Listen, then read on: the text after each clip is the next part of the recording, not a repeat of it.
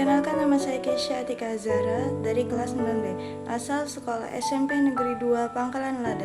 Di sini saya ingin membacakan monolog yang berjudul Kota Tanpa Buku. Kota tanpa buku. Pernahkah kau ke toko buku, perpustakaan, atau taman bacaan? Tidakkah kau merasa istimewa ketika berada di dalamnya? Di sekelilingmu ada berbagai tokoh dari dunia nyata dan hayal, tempat yang pernah kau kunjungi dan yang belum. Informasi dan cerita dari masa lalu, masa kini, dan masa depan, semua berpadu, semua berada dalam genggamanmu. Saat berada di antara buku, tidakkah kau merasa menjadi raja dan ratu? Ruang dan waktu seolah menyatu tanpa batas. Kau bisa terbang, melintasi sekat negara, dan melewati berbagai zaman.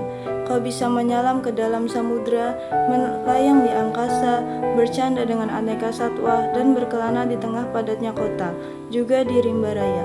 Kau tahu, buku adalah jendela dunia, kunci pengetahuan, dan pintu wawasan.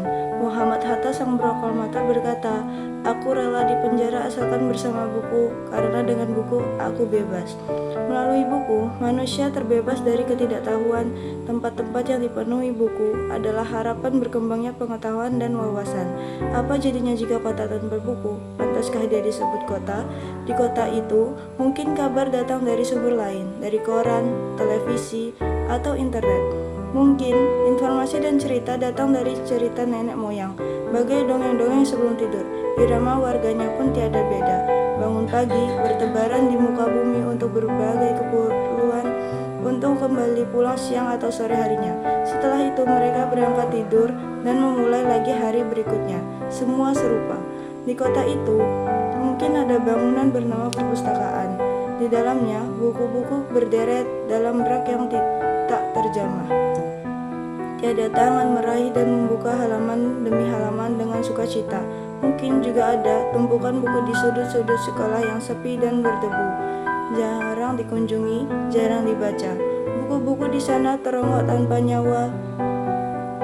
Bagaimana dengan kotamu? Mungkin kau tinggal di tengah kota yang megah, atau di gang sempit, di desa terpencil, di sisi pesisir, atau di kaki gunung. Adakah perpustakaan, taman bacaan, atau toko buku di dekat rumahmu?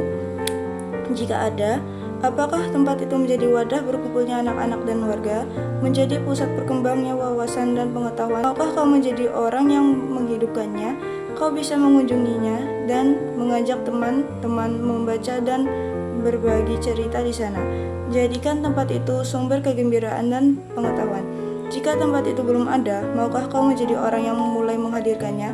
Kau bisa memulainya dari sebuah sudut di teras rumahmu. Ajak teman-temanmu memulai langkah baru. Jangan biarkan waktu berlalu tanpa buku. Siapapun dirimu, bersahabatlah dengan buku. Dia akan menjadi teman setiamu sepanjang waktu. Sekian dari saya. Wassalamualaikum warahmatullahi wabarakatuh.